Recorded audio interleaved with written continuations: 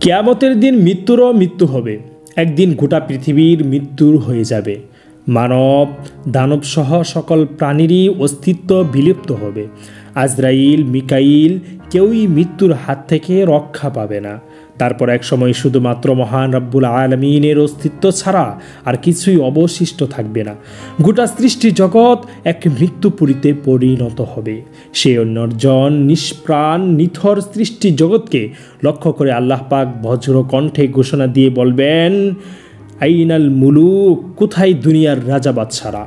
কিন্তু এই প্রশ্নের জবাব দেওয়ার মতো সেদিন দুনিয়াতে কেউ থাকবে না। তো এই হলো দুনিয়ার হাকিকত। জীবনের গল্প কি এখানেই শেষ? আসলাম আর গেলাম, জন্ম হলো, তারপর একদিন মৃত্যুর মাঝে হারিয়ে গেল।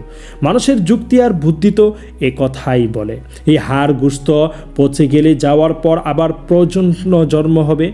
স্বাভাবিক যুক্তি এ কথা মেনে নিতে পারে না। কিন্তু আসমানি ওহী কি বলে শুনুন। অর্থাৎ এটা তো কেবল এক মহা গর্জন মাত্র। তখনই তারা খোলা ময়দানে আবির্ভূত হবে। এক তীব্র তীক্ষ্ণ আওয়াজের আঘাতে সব কিছুর চুরমার হয়ে যাবে। তারপর সকলে তোমরা এক বিশাল ময়দানে আবির্ভূত হবে। তোমাদের মাঝে সেদিন আত্মীয়তার কোনো বন্ধন থাকবে না।